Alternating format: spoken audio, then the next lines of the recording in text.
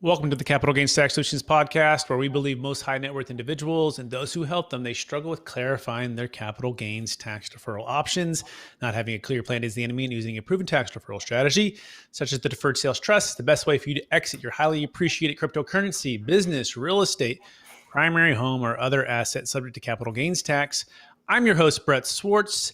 Each episode, I'm joined by some of the best real estate, financial, wealth, and business minds in the world, where they share their ideas, deal stories, and inspiration. So together we can make complex tax deferral strategies simple and passive income plans achievable. We're also streaming on Expert CRE Secrets. You can find more about that at expertcresecrets.com. I'm excited about our next guest. He has a passion for helping people automate in their whatever industry they're in, but in particular also commercial real estate. And that's what we're going to be talking about today, automating your commercial real estate syndications. He's an experienced software engineer and project manager. He has overseen full stack teams in clean energy, insurance, finance, and media.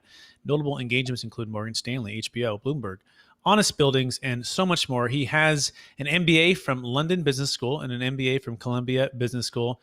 He's out of the great state of New Jersey. Please welcome to the show with me, Trevor Ewen. Trevor, how are you doing, sir? Thanks for having me, Brett. I'm doing super well. Excellent. And for our listeners, get to know you for the first time, would you give us a little bit more about your story and your current focus? Sure.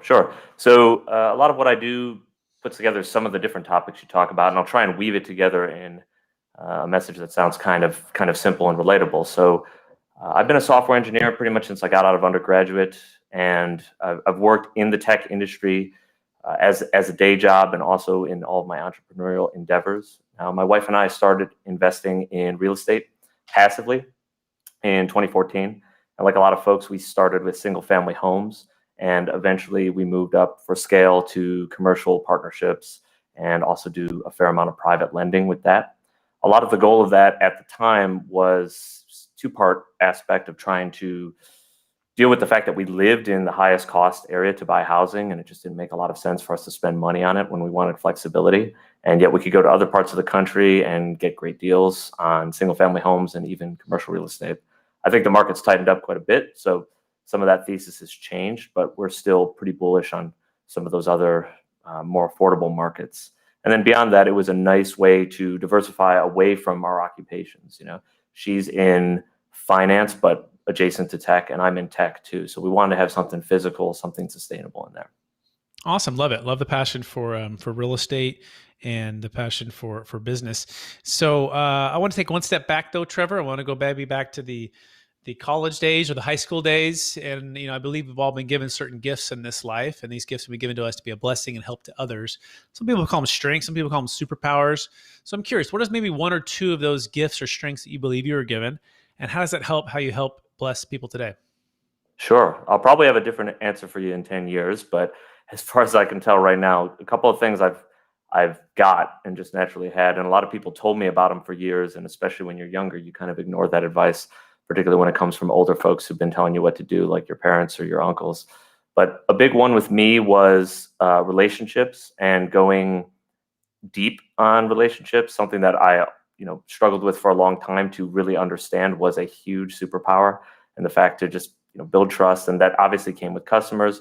It came with people I was investing with, or bringing more people in on the fundraising side as well. It also factored in with my classmates, especially when I did my master's degree, but also in undergrad.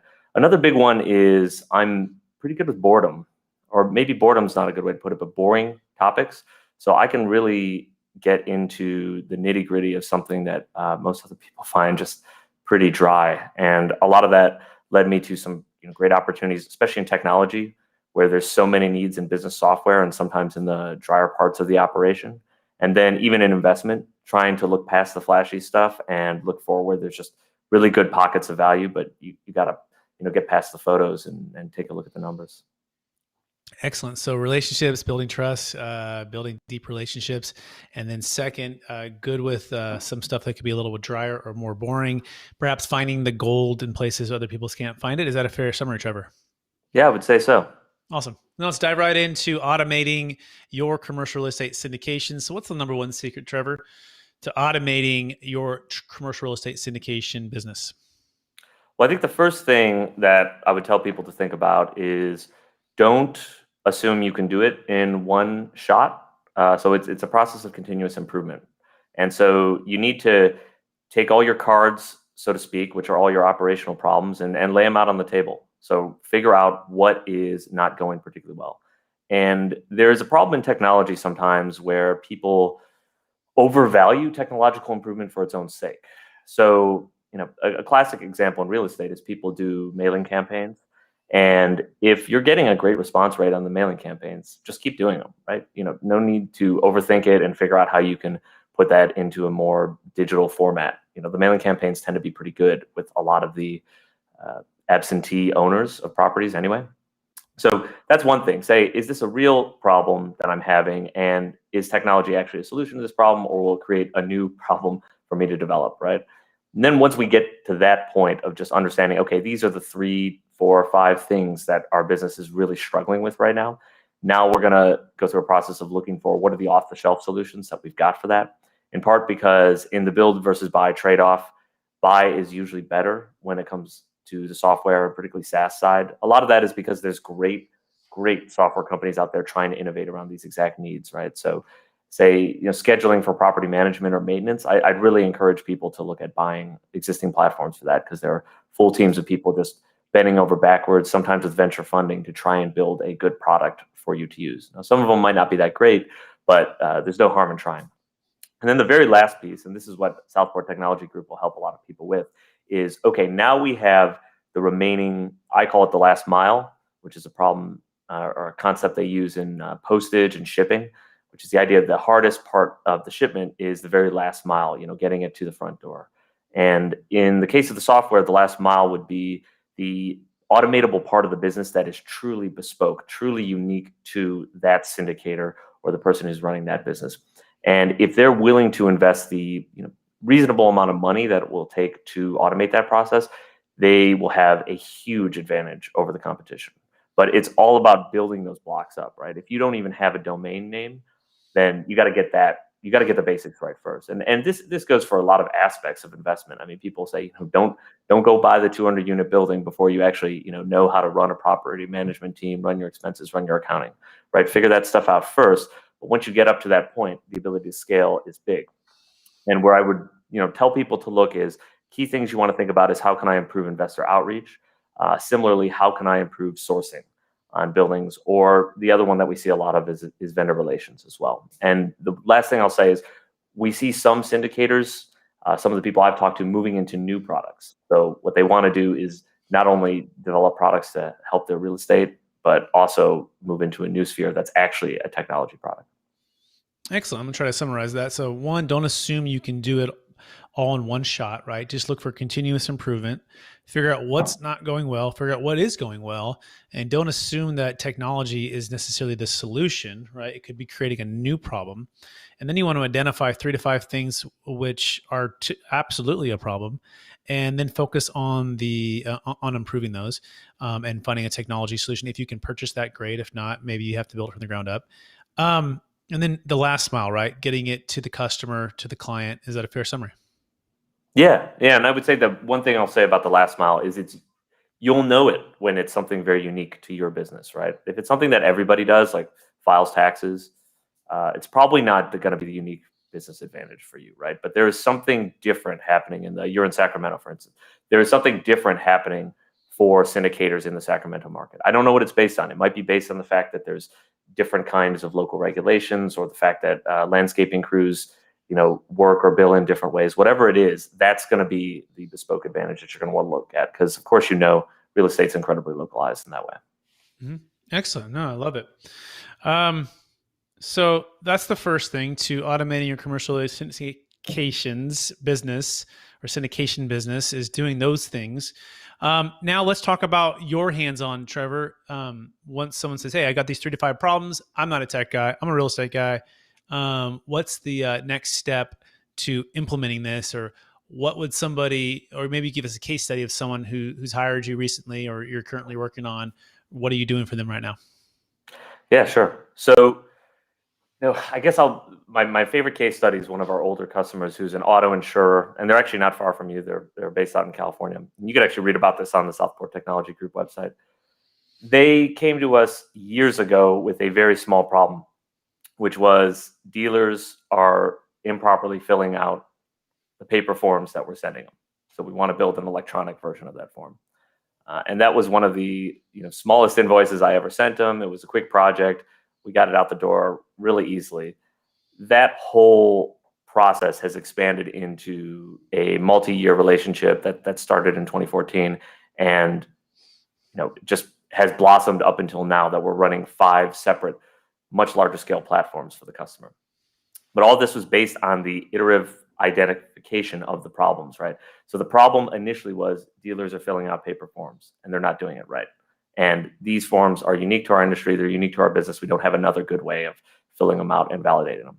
But since then, we've managed to tack on a whole number of additional additive solutions, so much so that it's made them remove a whole part of their operations budget that was priorly spent in dealing with these paper forms. And now they can just automate all that, and those folks can do other work. It also helps them to expand into new states. But I think it starts with the identification of a very small and relatable issue. And it actually makes it easier on the customer too. I mean, I wouldn't really encourage someone, although I'd be happy for the work, I wouldn't really encourage someone to, come up to me and write me a $500,000 check to, rebuild the entire way they do business. I'd prefer to start much smaller and bite-sized pieces and figure out what actually are the levers for growth in this business. And one of the things I'm happy to do with prospective customers who have a specific business problem in mind is I'm happy to help them do a little discovery up front. That way we can A, make sure we're the right solution, and B, we can make sure that they're heading in the right direction and that it actually is their largest problem. Because sometimes they've identified a problem, but it actually speaks to maybe a different one.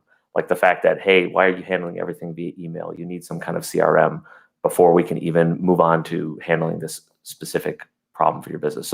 So a lot of it's about building the blocks, and sometimes I'll send them away and say, hey, go do your homework, go do a couple of these things to get yourself up to the level, and then we'll talk right afterward. And I think that's always been positive because it builds trust, because I'm not immediately trying to get on the clock and sell them something. Yeah, love it. By the way, is there a favorite CRM that you like commercial syndicators using, or anything come to mind? Honestly, I have not made that recommendation in a while. I know my company we're using Copper right now, which I've enjoyed a lot for the close G Suite integration. But we probably don't have as wide of a net in terms of the prospecting we're doing. If you're looking at hundreds or thousands of buildings, there might be a different approach that I'd recommend. Excellent. The one thing I do recommend for a lot of people is, I'll say it, they haven't given me anything to say this, but Placester, which is it's for creating real estate websites. I especially recommend that to realtors. And a lot of times, people will, just a clarification, people will come to us and say, hey, can you help us build a website? Web design's kind of a different service than what we provide. We're really talking about, business level software, but that's often where I'll send people, because a lot of that stuff can be done out of the box. So that would be one example. Is it Placester? Yes. That's, I think, the only flaw with that product is it's hard to spell and say the name, but it's a good product. Cool, right on. Now let's shift into real estate now, okay? And you mentioned your love for real estate and building wealth through that. So where are you investing, and what are you seeing in the market right now? Yeah, so we've been very passive our whole time investing, and it was one of those things that almost started a little bit accidentally, but emerged as a bit more of a philosophy, and we got lucky to be on the right side of our philosophy. And I think one of the things that happened with my wife and I was realizing, you're somewhere along the opportunity cost spectrum. And if you have high opportunity cost, you're in a much better situation to be passive and just partner with people. And of course, you're going to lose a few percent off the top when you're paying, the GP share or property management or asset management, whatever it is. But at the end of the day, you're getting a lot of peace of mind that there's somebody else out there working for your money. So we've always stuck on that side. I'd say the most active project we sold 2 years ago, which is a duplex we had in Virginia. And the realization there was we made money on it. It was fine. But at the end of the day, it was a bit more of a headache than it was worth. So we've gone pretty passive. In terms of regions of the country that we like, we've always gone definitely south of where we live and heading more towards the Midwest. So we've invested in Tennessee. We really like Kentucky, Lexington, Kentucky at the moment. We have 2 buildings in North Carolina. And then also we did like Virginia at a point, although a lot of that was based on still kind of slow growth in the Richmond area and also a property tax bonus that we got at the time. But I don't know if I'd go down there today. And I would say, just to give you an idea of what kind of class we're in, we're typically looking at workforce housing, income producing kind of projects, and pretty safe that we can do a long hold on it, and don't have to just necessarily sell it right away. So there's a lot of other markets I like, plenty. I'm really interested in Cincinnati. Got a partner there I'd like to do a project with, but they get filled up real quick. And I think the biggest thing we're seeing in the market, which won't be news to you, is just inventory. It's hard to find anything that's reasonably priced these days. Yeah, it's hard to unlock deals that aren't already bid up, and still have some meat on the bone there, some value add. It's very competitive, especially multifamily, mobile home parks, senior housing, assisted living. So, when you sold or when you do sell, what's your biggest frustration when it comes to capital gains tax deferral? Does anything come to mind, like the 1031 exchange or anything else? Well, I think part of it was just, in the case of what we did 2 years ago with the property in Virginia, I hesitate to say on this podcast, but capital gains probably wasn't the biggest issue there. The thing we were a little more worried about was the fact that the taxes were going to go up in 2 years. And we were very concerned about that just eating into our monthly cash flow, which was slimmer than we would like and slimmer than the margin of safety we'd like to have at this point. But as a result, it kind of forces your hand a bit. And we had a fine market at that time, so we were able to sell at a profit. But then when the windfall comes through, it comes through with a lot of other things that's going on in our lives too. I mean, simultaneously that same year, my wife got paid out for a stock purchase that she'd made 10 years ago in a company that she was working for as pretty much a junior level employee. They offered her shares at a really low rate. That sat in the freezer for a long time, and it was a great payout. But that plus selling a duplex meant a huge year of capital gains for us. And so we didn't have an immediate project to go to via 1031. I would have liked that, but unfortunately, I'm not going to force a deal just to make that happen. But the biggest thing we tried to do was get a good amount of charity going and kind of track the charity, especially along with those gains that we had made, so that we could also let the people we give to have windfalls. And then the other thing is, somewhat regrettably at times, but some of the other real estate projects ended up giving us a loss on our K1s because they were depreciating faster than they were earning income. In particular, we had one project that had underperformed what we had planned that we had originally invested in 2014. And so that was a nice, I don't know if this is the correct use of the term, but it was a bit of a loss leader in the sense that it was, providing that drag down on the income side for us. I mean, the only other thing we can do beyond that is focus on, making sure we're expensing a lot of things out of the businesses and, just not getting hit like crazy on it. But at the end of the day, you still end up paying. One other thing I'll say about it too is, we held it for longer than a year, so that was helpful as well. We at least got the lower capital gains rate on it. Yeah, very well said. Very insightful. We do have a solution for businesses, highly appreciated stock, cryptocurrency, failed 1031 exchanges, primary home. It's called a Deferred Sales Trust for our listeners who are curious about what alternatives there might be available. You can go to capitalgainstaxsolutions.com. And by the way, if you want to learn more about Trevor Ewen, that's Ewen, you can go to trevorewen.com. That's Ewen. So Trevor, all that being said, are you ready for the lightning round? Excuse me? I'm sorry? Are you ready for the lightning round? Oh, yeah, of course. All right. So knowing what you know now, if you can go back to your 25-year-old self, what's the one golden nugget you'd make sure to tell yourself to do? 25-year-old self should probably save more money, although 25-year-old self wasn't too bad on the savings side. I think the biggest thing 25-year-old self should have done is considered remote work a little sooner. It would have been nicer to do some more world travel, and I had the ability to do it given the field I was in. Excellent. What's the biggest challenge you see for your business in the next 12 months? A big challenge is valuations on businesses right now. So we run 2 firms, Southport Technology Group and Southport Ventures. Southport Ventures is an acquisition fund. So we are actively going out and making offers on software businesses, and the valuations are going crazy. I mean, it's like a even crazier version of the real estate story, because where real estate still has a lot of the specific regulatory risk that kind of slows people's hands. SaaS businesses are very hot right now, especially after the pandemic. So we're chasing a lot of deals and getting a lot of no, you got outbid kind of situations, which is all right. We don't necessarily want the winner's curse. We want to pay right, but that has seemed to be the problem that dogged us the most this year. By the way, have you considered helping them have a capital gains tax deferral solution so they can sell it to you for a lower price? 100%. A big part of our process with the sellers is talking to them about rolling over a seller's note, where they can hold on to that and get paid out as debt. And a lot of times, this will coordinate with the seller maybe making a move. So a lot of times they could be in a high tax zone, places like where I live, New Jersey or New York. California, of course, is one of the worst.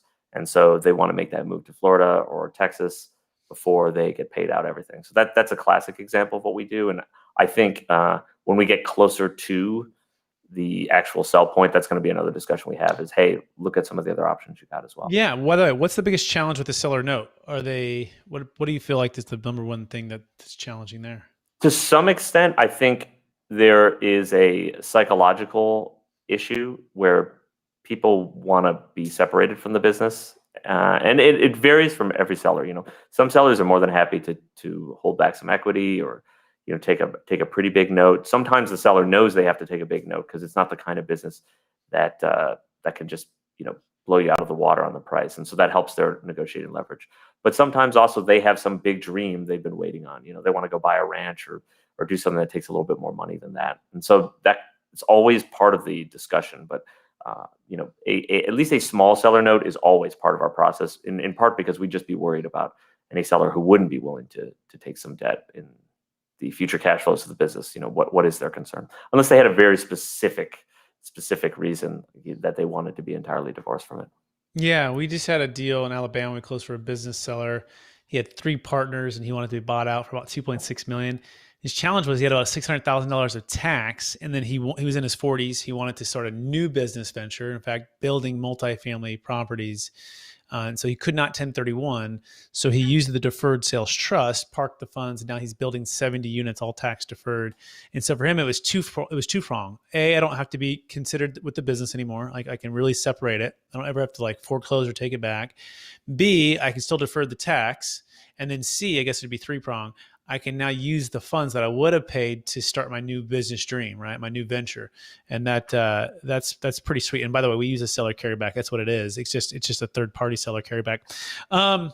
Neat. So that's interesting. Yeah. And then you're right. There is something to be said for if they're not willing to basically put their money on the line, in a sense, or their debt on the line, then are they hiding something, or is there maybe something they're not willing to back? But then some people, yeah, you're like, they just can't even think about having to take it back, right? Having to foreclose, having to take the business back and build it back up. So there's definitely a psychological reason. So that's very well said.